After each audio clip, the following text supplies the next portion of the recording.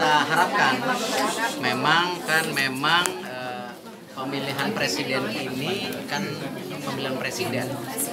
Jadi ya sudah seyogyanya kita fokus kepada calon presiden karena memang yang mimpin negara kita itu nantinya kan calon presiden.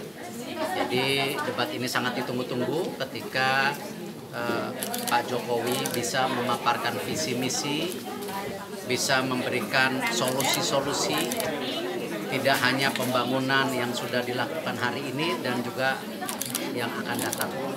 Dan saya berharap juga tadi Pak Prabowo jangan gagal fokus, di mana fokus kepada isu-isu sesuai dengan debat.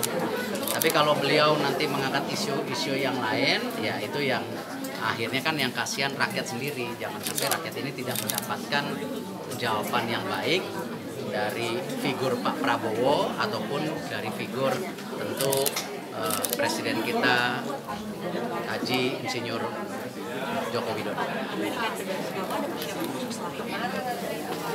Ya saya rasa sama persiapannya, pasti ada diskusi, ada juga pengenalan lapangan, karena kan berbeda juga konsepnya, tempat duduknya tidak ada di belakang sekarang. Kalau lokasinya berbeda, pasti kan pengenalan. Apa itu?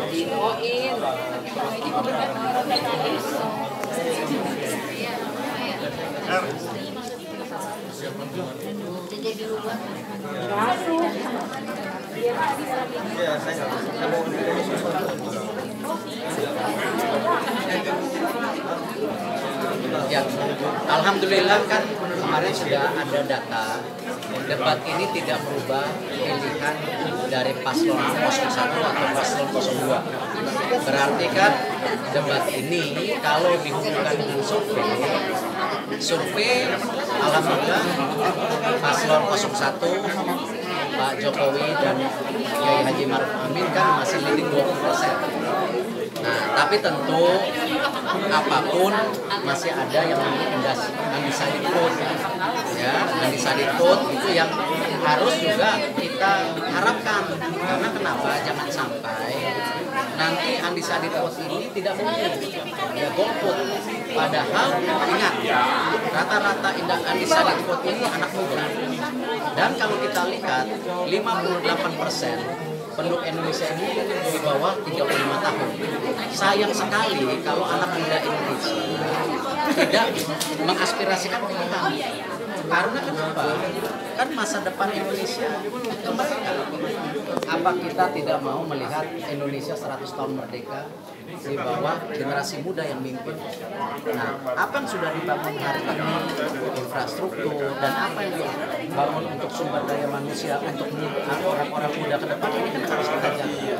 Jadi ya, tadi saya melihat debat ini tidak memindahkan pemilih yang memang pada saat ini berbeda 20%, tetapi juga undecided vote tetap kita tidak tinggalkan karena ini penting.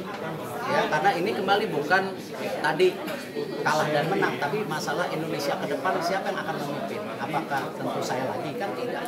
Ketika misalnya tahun 2045 udah umur berapa kan penting sekali generasi muda yang sekarang umur 17, 22 yang pada awal memilih ini yang harus berani menginspirasikan pilihan. Kalau saya melihat memang perlu ada hal-hal yang kita gali, di mana undecided ini apakah nonton TV, apakah juga nonton lewat sosial media, ya, atau mesti guide melalui sosial media, ini yang kita inikan. Tapi kan sayangnya seperti hari ini kenapa kita juga press conference mengenai fitnah. Kalau kita lihat dari data-data tadi kan fitnah itu sangat luar biasa. Tidak hanya dilarang agama, tapi secara hukum pun sekarang banyak yang tersangka. Nah ini kan makanya kita melakukan ini, ayo ya kita lawan fitnah ini dengan berita kebenaran. Makanya di press conference hari ini kan kita mengajak untuk masyarakat waspada akan fitnah-fitnah, apalagi yang bisa memecah belah bangsa. Dan kita mau masyarakat ini mendapat berita yang benar. Yang kedua, kita ingin mengajak tadi media-media untuk sebagai pilar demokrasi ke-6 menegakkan hal ini. karena pilar keenamnya itu di media.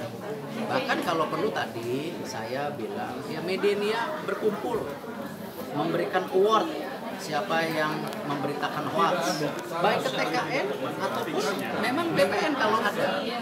Nah yang ketiga, saya menyambut, ya mengajak bersama-sama BPN, ayo kita tinggalkan hoax, kita tinggalkan fitnah, kita bangun pemilihan yang sehat seperti statement pertama kita dari awal, yaitu pemilu yang bersahabat dan bermartabat. Kita sama-sama kita ajak, kalau perlu kita buka forum diskusi antara TKN dan BPN supaya sehat, tidak bukan menuduh-nuduh, ya, karena kan tersangka-tersangkanya sudah. Sekarang ini ada beberapa yang berusaha pemilu sendiri Mas. Ya banyak cara, ya kan. Kalau kita lihat kan banyak sekali tokoh-tokoh muda yang ada di pihak kita, ya, untuk tadi bicara kepada undecided vote yang masih bingung atau mungkin masih tidak tahu bagaimana Pak Jokowi terus membangun lapangan kerja, ya, Pak Jokowi terus menekan harga-harga.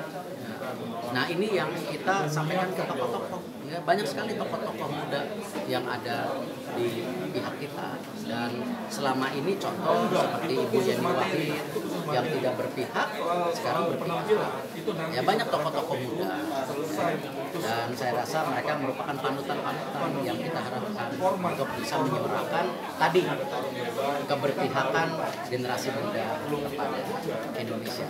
Pas